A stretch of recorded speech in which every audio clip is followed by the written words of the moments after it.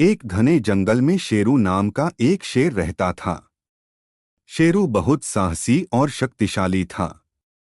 उनकी कहानी तब शुरू होती है जब एक युवा एक हिरण को पकड़ता है। एक गांव में एक युवक था जिसका नाम रामू था। रामू का परिवार किसान था और वह भी अपने परिवार के साथ कृषि का काम करता था। लेकिन रामू के मन में हमेशा से खुद को बदलने की इच्छा थी। वह नए तरीके से कृषि करना चाहता था। एक दिन रामू ने एक पुरानी किताब पाई जिसमें नवाचारी कृषि के बारे में था। उसने उसका अध्ययन किया और नए तरीके से खेती करने के लिए तैयार हो गया।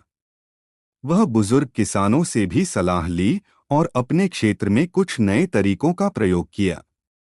गांव में रहने वाले रामचंद्र और सीता एक छोटे से परिवार के सदस्य थे।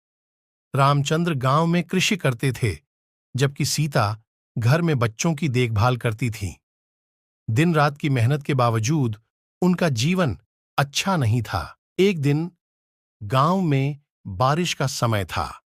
बारिश के कारण उनके खेत खराब हो गए थे और घर के सामान में भी नुकसान हो गया था। इससे परिवार को बड़ी मुश्किलें आ गईं। एक छोटे से गांव में आर्यन नाम का एक लड़का रहता था। वह बहुत उत्साही और स्वप्नदृष्टा था। उनका सपना अपने गांव का नाम रोशन करना था। आर्यन का पूरा दिन काम में बीत जाता था, लेकिन उसका सपना कभी कमजोर नहीं हुआ। एक दिन गांव में स्कूल मेला लगा हुआ था, जिसमें तरह तरह की प्रतियोगिताएं हो रही थीं। आर्यन ने एक पेंटिंग प्रतियोगिता में भाग लिया और अपनी रंगीन कला से सभी को आश्चर्यचकित कर दिया। कहानी एक छोटे से गांव में शुरू होती है, जहां हमारा मुख्य चरित्र राम रहता है। वह अपने परिवार के साथ सुख शांति से रहता है। एक दिन उसे अपने गांव से बाहर जाने की जरूरत पड़ी और वह शहर चला गया। राम ने रेलगाड़ी में सफर किया और उसकी यात्रा के दौरान उनकी आंखें एक अजनबी की ओर ध्यान गईं। यह एक खूबसूरत लड़की थी जिसका नाम गीता था।